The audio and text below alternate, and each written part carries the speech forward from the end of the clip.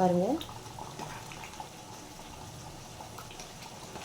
வணக்கம்ப்பா. இன்றைக்கி கருணக்கிழங்கு குழம்பு, புளிக்குழம்பு. இப்போ கருணக்கிழங்கு வேக வச்சு தோல் உரித்து வச்சுருக்கோம். அடுத்து நம்ம சட்டியில் தாளிச்சிக்கலாம். கொஞ்சமாக புளி எடுத்து ஊற வச்சுக்கலாம்ப்பா. 2 தக்காளி, கொஞ்சமாக சின்ன வெங்காயம், ஒரு 10 தேங்காய் வச்சு அரைச்சி வச்சுருக்கோம்ப்பா தாளிப்புக்கு. கொஞ்சமாக எண்ணெய் ஊற்றிருக்கோம்ப்பா. எண்ணெய் காயட்டும். கொஞ்சமாக கடுகு,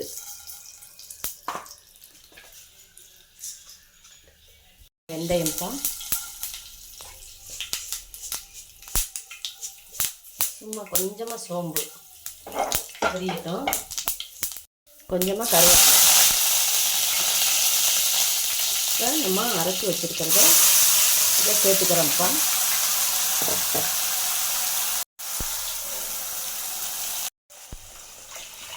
தண்ணி நம்ம எவ்வளோ தேவையோ அவ்வளோ வைக்கணும். ரொம்ப தண்ணி வைக்கக்கூடாது.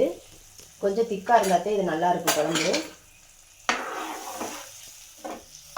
நம்ம மசாலா சேர்த்துக்கலாம்ப்பா. மசால் பொடியை கொஞ்சமாக கல் உப்பு போட்டுக்கோங்கப்பா. மஞ்சத்தூள் 1/4 ஸ்பூனு, புளிக்குழம்பு பொடி 1 ஸ்பூனு,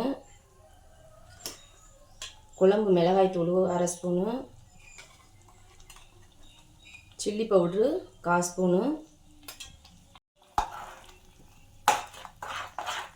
நம்ம தண்ணி வேணும்னா இன்னும் கொஞ்சம் கூட சேர்த்து வச்சுக்கலாம். இது நல்லா மசாலா கொதிக்கணும், மசாலா வாடையெல்லாம் போகணும். இன்னும் கொஞ்சம் கூட தண்ணி சேர்த்துக்கலாம். புளி தண்ணி வேறு சேர்க்கணும். இப்போ நம்ம புளி தண்ணி சேர்த்துக்கலாம்ப்பா.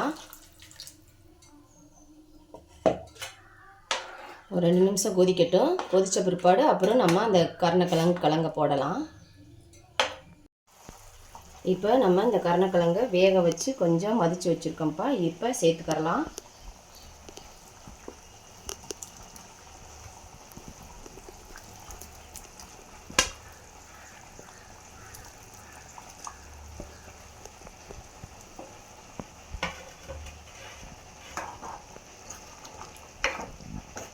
ஒரு கிளறி விட்டு ஒரு 2 நிமிஷம் அப்படியே மூடியை போட்டு விட்டுறலாம். பாருங்கப்பா, நல்லா கொதிச்சிருச்சு.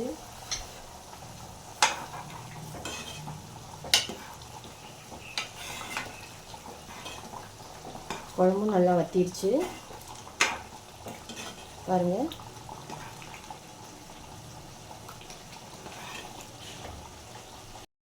மல்லி எல்லாம் கொஞ்சம் தூவிக்கலாம்ப்பா.